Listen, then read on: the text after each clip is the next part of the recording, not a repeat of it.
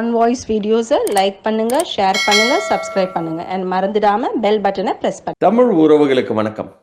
இன்று நம்மோட இணைப்பில் இருப்பவர் the top political analyst from Tamil Nadu mister Mahadevan அவர்கள். சார் வணக்கம், எப்படி இருக்கீங்க?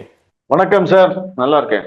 இங்கே இன்னொரு கொஸ்டின் வருது சார். அதாவது பிஜேபி ஜென்சியோட சப்போர்ட்டை கொஞ்சம் கொஞ்சமாக இழக்கிறாங்களோ? At the end of the day நம்ம எல்லா இடத்துலையும் பார்த்துட்ருக்கோம். நீங்கள் சொன்ன மாதிரி ஜென்சி போராட்டங்கள் இங்கேன்னு கிடையாது, ஏஷியா ஃபுல்லாகவே அது கொஞ்சம் கொஞ்சமாக பாப்புலர் ஆகிட்டே இருக்குது.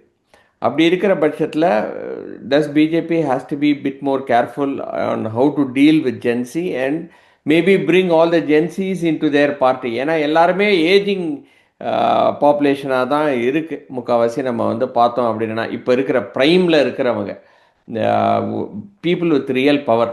எப்படி சார் பார்க்குறீங்க? Does BJP has to change their strategy? Sir இல்லை சார், இப்போ பிஜேபிக்கு ஜென்சி இளைஞர்களுடைய ஆதரவு நிறையவே இருக்கு. இன்னைக்கு அந்த ஜென்சி இளைஞர்களுடைய கவுண்டர் பண்றது இன்ஸ்டாகிராம்லயோ இல்ல இதுலயோ கவுண்டர் பண்றது யாருன்னு பாத்தீங்கன்னா அதே மாதிரியான ஜென்சி யூத்ஸ் தான். ஆனா அந்த பக்கம் லெப்டிஸ்ட் சைடு, அதாவது பிஜேபிக்கு எதிராக இருக்கிற அந்த ஜென்சியுடைய குரல் அதிகமா இருக்கு அப்படிங்கிற மாதிரியான ஒரு பிம்பம் நம்மளுக்கு தோன்றதுக்கான காரணம் என்னன்னு கேட்டீங்கன்னா, அந்த ஜென்சி கூட எதிர்கட்சிகள் எல்லாரும் சேர்ந்திருக்காங்க. அப்ப அதையும் சேர்க்கறதுனால ஒட்டுமொத்தமா இவங்கெல்லாம் ஒரு பெரிய கூட்டம் அப்படிங்கிற மாதிரி நம்ம கண்ணுக்கு தெரியுது. அந்த வாய்ஸஸ் வெறும் ஜென்சியோட வாய்ஸஸ் மட்டும் கிடையாது. அது காங்கிரஸோட voices plus Samajwadi party, DMK, இங்க டிவிகே, இந்த மாதிரி எல்லா ஆப்போசிஷன் பார்ட்டியோடைய வாய்ஸஸும் சேர்ந்ததுதான் அந்த சிஜேபி அப்படிங்கிற ஜென்சியோடைய வாய்ஸ். இப்ப நாளைக்கே அவங்க வேற ஒரு ஒரு காசு எடுக்கிறாங்கன்னு வச்சுக்கோங்களேன், வேற ஒரு ப்ராப்ளத்தை கையில் எடுக்கிறாங்கன்னு வச்சுக்கோங்களேன், அந்த ப்ராப்ளம் இங்க இருக்கக்கூடிய எல்லா கட்சிகளுக்கும் எதிராக இருக்குன்னு வச்சுக்கோங்க. இப்ப அவங்க இன்னைக்கு கையில் எடுக்க போறதா சொல்லி இருக்கிறது பாத்தீங்கன்னா அதீதமான கல்வி கட்டணத்தை எதிர்த்து நாங்கள் போராட போகிறோம்னு சொல்லியிருக்காங்க. நாங்க அந்த கருத்து கேட்ப பண்ண போறோம்னு சொல்லியிருக்காங்க. அப்ப அந்த கல்வி கட்டணம் அப்படிங்கிறது நீங்க பாஜகவை எதிர்த்து மட்டும் போராட முடியாது. நீங்க தமிழ்நாட்டுல டிஎம்கே, ஏடிஎம்கே, டிவிகே எல்லா கட்சியும் எதிர்த்து போராடணும். கேரளா போனீங்கன்னா காங்கிரஸ், கம்யூனிஸ்ட் எல்லா கட்சியும் எதிர்த்து போராடணும். கர்நாடகாவில எல்லா கட்சியும் எதிர்த்து போராடணும். அப்ப அவங்களுடைய உண்மையான வாய்ஸ், அந்த பவர் என்ன அப்படிங்கிறது தெரிஞ்சிடும். ஏன்னா அப்ப அவங்க காங்கிரஸையும் எதிர்த்து பேசணும், பாஜகவையும் எதிர்த்து பேசணும். அதனால அப்ப அவங்களுக்கு முழுசா தெரிஞ்சிடும். சரி, அதனால இன்னைக்கு இருக்கிறது ஒரு கட்டமைக்கப்பட்ட பிம்பம். ஜென்சிக்கள் எல்லாம் பாஜகவுக்கு எதிராக இருக்கிறார்கள் அப்படிங்கிறத இங்க எதிர்கட்சிகள் அனைவரும் கட்டமைச்சிட்டு இருக்காங்க. ஆனா இங்கேயும் டிஎம்கேவை கட்டமைச்சாங்க. பட் இருந்தாலும் டப்புன்னு விஜய் வரலையா? அந்த மாதிரி ஏதாவது ஒரு புரட்சி நடந்துடுமோ அப்படின்ற ஒரு கொஸ்டின் வருது இல்லையா சார்? ஏன்னா எவ்ரி ஒன் அண்டர்மைண்ட் நீங்க விஜய் ஒரு எலெக்ஷனுக்கான இது கிடையாது சார். அவரோட ஸ்டோரி அவருக்கு பின்னாடி 10 வருஷம் உழைப்பு இருக்கு. சரி, அது சாதாரண விஷயம் கிடையாது. இவங்க ஒரு வீட்டுக்குள்ள இருந்துதான் வெளியே வந்திருக்கிறாரு அப்படின்ற மாதிரி. இவர் சுப்ரீம் கோர்ட்ல இவங்க வெயிட் பண்ணிட்டு இருந்தாங்க, ஏதோ ஒரு இடம் கிடைக்கணும், ஏதோ ஒரு விஷயம் கிடைக்கணும் அப்படிங்கிறதுக்காக இந்த ஜென்சி அப்படின்னு அந்த லெப்டிஸ்ட் பிளஸ் வெளிநாடுகள்ல இருந்து அந்த சதி கூட்டம் எல்லாமே வெயிட் பண்ணிக்கிட்டு இருந்தாங்க. உச்ச நீதிமன்ற நீதிபதி சொல்லிட்டாரு, கரப்பாம்பூச்சின்னு சொல்லிட்டாரு அப்படின்ன உடனே அந்த கரப்பாம்பூச்சி பார்ட்டி அப்படின்னு ஆரம்பிச்சு அதற்கு சோசியல் மீடியா கவரேஜ் கொடுத்து நீங்க பாக்குறீங்களா sir? There is an influence அப்படின்ற மாதிரியும் வாய்ப்பு இருக்கு அப்படின்ற மாதிரி தான் பாக்குறீங்க? இன்ஃப்ளூயன்ஸ் இல்லாம எப்படி சார் பண்ண முடியும்? எப்படி பண்ண முடியும்னு சொல்லுங்க. இன்ஃப்ளூயன்ஸ் இல்லாம நீங்க என்ன பண்ண முடியும்? ஓகே, இது கம்ப்ளீட்டா பாத்தீங்கன்னா எல்லா இந்த இங்க இருக்கக்கூடிய எதிர்கட்சிகள் பிளஸ் அந்த சிஜேபி பிளஸ் அதுக்கு பின்னாடி இருக்கக்கூடிய ஃபாரின் ஹேண்ட்ஸ் எல்லாம் சேர்ந்ததுதான் இது. அதனாலதான் நான் சொன்னேன், பிஜேபி இந்த ப்ராட்டஸ்ட், இந்த மாதிரியான ஒரு ப்ராட்டஸ்ட் இன்னெவிட்டபிள் அப்படின்னு தெரிஞ்சு கொஞ்சம் அடக்கி வாசிச்சு இவங்களுக்கெல்லாம் பணிஞ்சு போன மாதிரி காட்டி அவங்க ஆக்சுவலா என்ன பொறுத்த வரைக்கும் இதுல பிஜேபி தான் வின் பண்ணிருக்காங்க. ஏன்னா இந்த ப்ராட்டஸ்ட் இவங்களுடைய அந்த கோர் டார்கெட்டை அவங்க மிஸ் பண்ணிட்டாங்கன்னு தான் நான் பார்ப்பேன். சரிங்க சார், இந்த சைடு தமிழ்நாடுக்கு வருவோம் சார். தமிழ்நாட்டுக்கு வந்தோம் அப்படின்னா ஃபர்ஸ்ட் பட்ஜெட் எப்படி சார் பாக்குறீங்க? நம்மளோட ஃபர்ஸ்ட் பட்ஜெட் ப்ரெசென்ட் பண்ணியிருக்கிறாரு மிஸ்டர் வரிய Wilson, finance minister of Tamil Nadu. கருத்துக்கள் நல்லா இருக்குன்ற மாதிரி பாக்குறீங்களா, இல்லைன்னா ஒரு ஸ்டிக்கர் ஓட்டுறது தான் அப்படின்ற மாதிரி பாக்குறீங்களா? இல்ல சார், இது வந்து இவங்களுடைய ஃபர்ஸ்ட் பட்ஜெட் அப்படின்னு சொல்ல முடியாது. ஆக்சுவலா இது வந்து ரிவைஸ்டு பட்ஜெட் தான். ம். முதல்ல அவங்க கொடுத்தது ஒரு எஸ்டிமேட் கொடுத்தாங்க. அதுக்கப்புறம் இது வந்து ரிவைஸ்டு பட்ஜெட் தான். ஸோ ம். இதுல மேக்சிமம் வந்து அவங்க ஆல்ரெடி வந்து அலாட்மெண்ட் ஃபுல்லா பண்ணியிருப்பாங்க. அதுல கொஞ்சம் கொஞ்சம் சில மாற்றங்கள் மட்டும்தான் இவங்களால பண்ண முடியும். பிளஸ் மேபி சில ஸ்கீம்ஸ் வந்து அவங்க ஆட் பண்ணியிருக்காங்க. ம். அது வந்து சில ஸ்கீம்ஸ் எல்லாம் நல்லா இருக்கு, பரவாயில்ல. ம். ஸோ அந்த மாதிரி தான் சொல்ல முடியுமே தவிர, இது இவங்களுடைய முழுசான ஃபர்ஸ்ட் பட்ஜெட் அப்படின்னு சொல்ல முடியாது. ம். மேபி நெக்ஸ்ட் இயர் வேணா நம்ம வந்து அவங்க கம்ப்ளீட்டா டிவிக்கு அவங்களுடைய அந்த ஐடியா படி என்ன பட்ஜெட் கொண்டு வராங்க அப்படிங்கறத வந்து நம்ம நெக்ஸ்ட் இயர் தான் வந்து நம்ம அவங்கள மதிப்பீடே செய்ய முடியும். ம். இந்த பட்ஜெட்டை பொறுத்த வரைக்கும் ஓகே. என்னை பொறுத்த வரைக்கும் ஒன்றும் பெரிய இது கிடையாது. நல்லா தான் இருக்கு. நிறைய சில திட்டங்கள் கொண்டு வந்திருக்காங்க. நிதி சுமையை வந்து குறைக்கணும் அப்படின்னு முடிவு பண்ணியிருக்காங்க. வருவாய் இன்க்ரீஸ் பண்ணணுங்கிறதுக்கு சில திட்டங்களை முன் வச்சிருக்காங்க. ம். முக்கியமா வந்து இந்த ஊழல், லஞ்சம் இதையெல்லாம் வந்து குறைக்கிறதுக்கு, நிர்வாக சீர்கேடுகளை குறைப்பதற்கெல்லாம் வந்து அவங்க பேசுறாங்க அதை பத்தி. சரி. அதெல்லாம் நடக்குதா என்ன அப்படிங்கிறத நம்ம வந்து பொறுத்திருந்து பார்க்கணும். சில திட்டங்கள் உண்மையிலேயே நல்லா இருக்கு.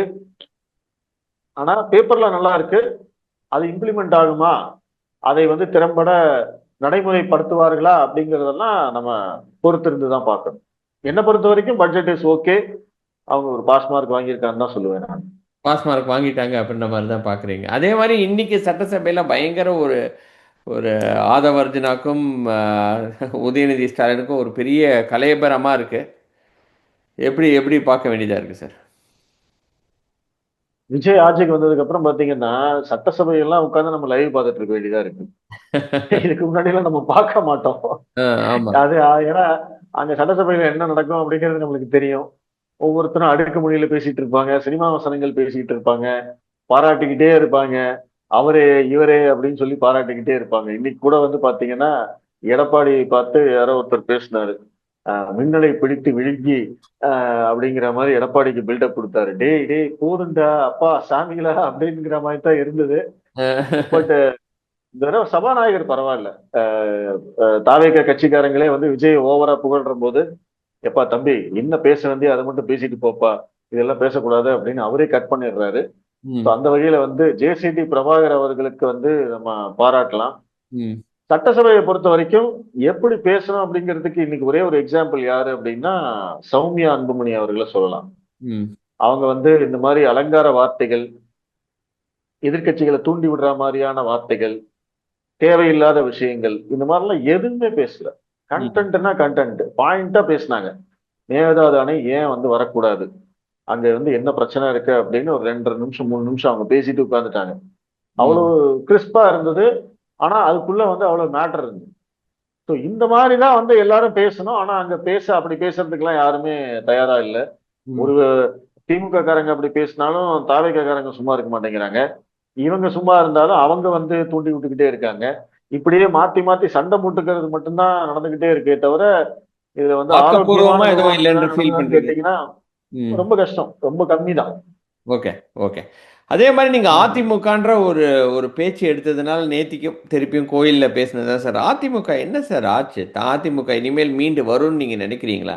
எதுலயுமே அவங்க வந்து பட்டும் படாமலும், தொட்டும் தொடாமலும் தான் இருக்கிறாங்க. சி.வி. சண்முகம், நான் எதுக்கு அவர பார்க்கணும் அப்படின்ற மாரி கேட்குறாரு. இன்னைக்கு வந்து இந்த விய தங்கமணி, வேலுமணி அவங்கலாம் வந்து பட்டும் படாமலும், தொட்டும் தொடாமலும் தானே இருக்கிறாங்க. இனிமேல் அதிமுக எழவே எழாது அப்படின்ற மாரி நம்ம பார்க்கிறதா? உங்களோட கருத்துக்கள் எப்படி இருக்கு அதுக்கு? அதான் உண்மை சார். அதிமுகவுக்கு இனிமே எதிர்காலம் இல்லை. அதிமுக இன்னும் சரிவை நோக்கித்தான் போகும். அதுக்கு ம். அவங்களுக்கு வந்து வேற ஆப்ஷனும் கிடையாது. ம். தலைமை மாற்றம் நடப்பதற்கு வந்து எடப்பாடி பழனிசாமி ஒத்துக்க மாட்டாரு. ம். கட்சியில வந்து மற்ற யாரையும் சேர்க்கறதுக்கும் அவர் ஒத்துக்க மாட்டாரு. ம். வேலுமணி, சி.வி. சண்முகம், தங்கமணி இவங்கெல்லாம் வந்து என்னதான் வந்து கத்துனாலும் கதறினாலும் வந்து எடப்பாடி பழனிசாமிகிட்ட வேலைக்கு ஆகாது. ஸோ அதிமுகவை வந்து தாவேகா வந்து கபலீகரம் பண்ணிடுச்சு. ஆல்மோஸ்ட் எல்லாம் பண்ணிட்டாங்க. பண்ணி முடிச்சாச்சு. இப்ப இந்த இடைத்தேர்தல் இந்த கோர்ட்ல கேஸ் பிளஸ் அவங்க மேல கொஞ்சம் விமர்சனம்லாம் வந்ததுனால எம்எல்ஏவெல்லாம் திருடுறாங்க அப்படிங்கிற மாதிரி விமர்சனம்லாம் வந்ததுனால கொஞ்சம் அமைதியா இருக்காங்க. இல்லாட்டி எப்பவும் முடிச்சிருப்பாங்க. ம். இன்னைக்கு கூட சட்டசபையில பாத்தீங்க அப்படின்னா நடப்பதே ஜெயலலிதா அம்மா அவர்களின் ஆட்சி அப்படின்ட்டாரு ஆதவ அர்ஜுனா. ம். ஓகே. அப்புறம் நீங்க பாத்துக்கோங்க, ஓகே. எம்ஜிஆரை தூக்கியாச்சு, ஜெயலலிதாவை தூக்கியாச்சு, அம்மாவுடைய திட்டங்கள் அத்தனையுமே தூக்கியாச்சு, அதிமுகவுல இருந்து எம்எல்ஏக்களையும் தூக்கியாச்சு. இன்னும் கொஞ்சம் பேர் தான் பாக்கி இருக்காங்க. அதையும் தூக்குனா முடிஞ்சு போச்சு கட்சி. ஓகே. லாஸ்ட் அவங்களுக்கு எதிர்காலம் இல்ல சார். எதிர்காலம் இல்ல. சுத்தமா வந்து கம்ப்ளீட்டா மூடிட்டு போ வேண்டியதுதான் அப்படின்ற மாரி தான் நோ பார்க்குறீங்க. Chance sir. யாருமே இல்ல. அங்க யாருமே இல்ல. யாரும் வந்து அதிமுக டிஃபெண்ட் பண்ண போறதும் இல்ல. ம். அதுவும் இல்லாம திமுகவுக்கு எதிராக வந்து திமுகவை தாண்டி அதிமுகவால் அரசியல் செய்ய முடிந்தால் மட்டும்தான் அவர்களுக்கு எதிர்காலம். சார் அப்போ அவங்க எதிர்க்கட்சியா இருக்கும் போதே ஒழுங்கா அரசியல் செய்யல. ம். அப்படி இருக்கிற போது இன்னைக்கு வந்து திமுக செய்யக்கூடிய அரசியலை தாண்டி யாரால செய்ய முடியும்? வாய்ப்பே கிடையாது. அப்ப என்னதான் சார் ஆகும்? அவ்வளவுதான். அந்த கட்சி வந்து அப்படியே மூடப்படும் அப்படின்ற மாரி நம்ம வந்து பார்க்கிறதா? இல்லாட்டினா வந்து அதிமுகவும் தாவேகாவும் இணையும். ஓகே. இந்த ஃபியூச்சர் நியர் அதுதான் வந்து ஃபியூச்சர் அல்டிமேட் எண்ட். அதுதான் அல்டிமேட் எண்ட். ஏன்னா வந்து அவங்க திமுகவோட ஜாயின் பண்ண முடியாது. ஏன்னா தாவேகா என்ன சொல்றாங்கன்னா, ஒரு காலத்துல திமுகவும், அதிமுகவும் சேர்ந்து வந்து எங்களோட ஃபைட் பண்ணும் பாருங்க. அப்படின்ற மாரி அது சொல்றாங்க. வந்து அதிமுக அந்த அவங்க வந்து பிரிஞ்சு போயிருவாங்க. அந்த கோர் அதிமுக அப்படிங்கிறது வந்து தாவேகா கிட்ட வந்துரும்னு சொல்ல வரேன். ஓகே. கூர் அதிமுக தாவேகிட்ட வந்துரும். Okay sir. Last and final topic Seeman sir. Mister Seeman வந்து பயங்கரமா கர்ஜனை பண்ணிட்டு இருக்கிறாரு. தாவேகாவை பத்தி. நீங்க எப்படி சார் பார்க்குறீங்க முதல் கட்டமா? அவரு வந்து திருப்பியும் அந்த இடைத்தேர்தல்ல வந்து அவரு வந்து கண்ணு வைக்கிறாரா? அவருக்கு வந்து ஆசை காட்டியிருக்காங்க. மற்ற கட்சிகள் எல்லாம் சேர்ந்து பொது வேட்பாளராக சீமானை நிறுத்தி அவரை சட்டசபைக்கு அனுப்புவோம் அப்படிங்கிற மாதிரி யாரோ சொல்லியிருக்காங்க. யாரோ பேசிட்டு இருக்காங்க போல இருக்கு. ம். அதனால வந்து அவர் அப்படியே உதார காமிக்கிறாரு. ம். இது என்ன பொறுத்த வரைக்கும் என்னன்னா, சீமான் வந்து முதல்ல எதற்காக விஜயை வந்து எதிர்க்கணும்? தாவேக்காவை எதிர்க்கணும். இப்ப நீங்க வந்து சீமான் என்ன சொல்றாரு? நான் வந்தா மாற்றம் கொண்டு வருவேன் அப்படின்னு சொல்றாரு. அதே மாற்றத்தை அதே மாதிரி தான் விஜயும் சொல்றாரு. விஜய்க்கு மக்கள் ஓட்டு போட்டாங்க. சீமானுக்கு ஓட்டு போடல. அப்போ நீங்க வந்து ஒரு மாற்றம் கொண்டு வருவீங்கன்னு சொன்னீங்க. அந்த மாற்றத்தை தான் விஜய் இன்னைக்கு கொண்டு வந்திருக்காரு. கொண்டு வந்துட்டு இருக்காரு. ம். சரி. இப்ப நீங்க விஜய் எதிர்க்கிறீங்க அப்படின்னா உங்களுக்கு யாருடைய ஆட்சி தேவை? இன்னைக்கு விஜய் ஆட்சிக்கு வரலைன்னா யார் ஆட்சிக்கு வந்திருப்பாங்க? திமுகவோ இல்ல அதிமுகவோ ம். வந்திருக்கும். ஆமா. அவங்க வந்தா உங்களுக்கு பரவாயில்லையா? அவங்களுடைய ஆட்சியே தொடர்ந்து இருந்தா உங்களுக்கு பரவாயில்லையா? அவங்களைத்தானே கடந்த 15 வருடமா நீங்க எதிர்த்து பேசிட்டு இருந்தீங்க. ம். இன்னைக்கு விஜய் வந்த உடனே விஜய் எதிர்த்து பேச ஆரம்பிச்சிட்டீங்க. இன்னைக்கு திமுகவுக்கு ஆதரவு, அதிமுகவுக்கு ஆதரவு. என்ன அரசியல் இது? ம். அப்ப உங்களுடைய கொள்கை என்ன? எதற்காக நீங்க அரசியல்ல இருக்கீங்க? திமுகவுக்கும் அதிமுகவுக்கும் வந்து சாமரம் வீசுறதுக்கா? இல்ல நேத்து வந்த கட்சிக்கு வந்து நீங்க எதிர்த்து பேசுறதுக்கா? இப்ப அவர் எதிர்த்து பேசாம இருந்திருந்தாரு அப்படின்னா ம். இன்னைக்கு வந்து கம்யூனிஸ்ட் கட்சி, விசிக இவங்கெல்லாம் வந்து எப்படி தாவேகாவோட ஐக்கியமானார்களோ அந்த மாதிரி நாளைக்கு வந்து சீமானும் விஜயும் சேரக்கூடிய ஒரு காலம் வந்திருக்குமே. ம். இப்ப நீங்க அவங்க சொல்றாங்களே திமுகவும் அதிமுகவும் சேர்ந்து விஜயை எதிர்க்கும் ஒரு காலத்தில் அப்படின்னு எல்லாம் சொல்லிட்டு இருக்காங்க. அன்னைக்கு வந்து விஜய்க்கு ஒரு பலம் தேவைப்படுமே. நீங்க இருந்துட்டு போங்களேன்.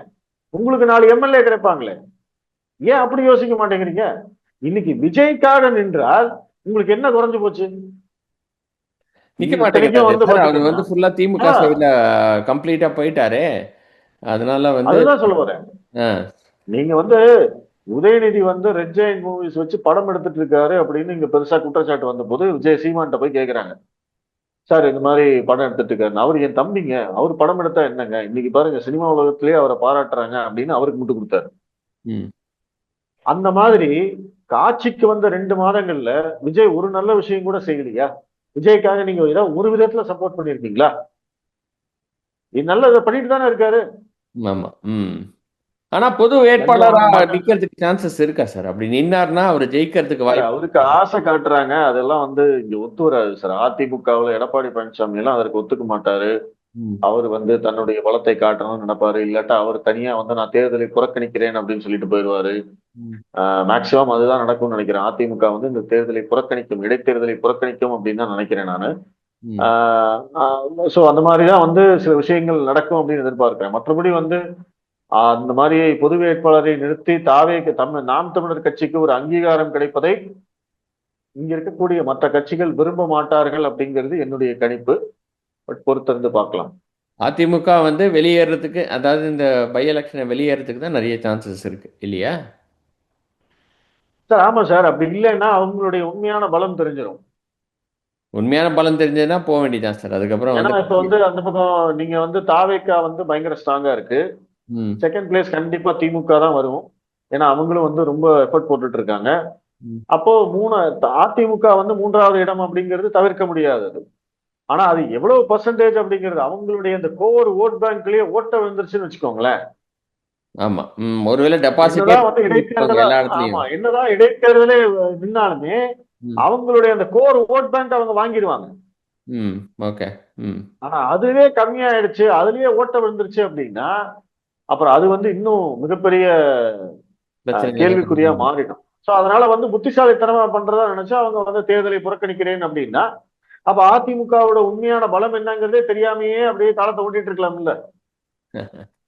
Okay sir. ரொம்ப ரொம்ப நன்றி. நம்மளோட கொஸ்டின்ஸ் எல்லாம் ஆன்சர் பண்ணதுக்கு. இன்னொரு வீடியோவில் சந்திக்கிறேன். அதுவரை நன்றி. வணக்கம் சார். Thank you sir.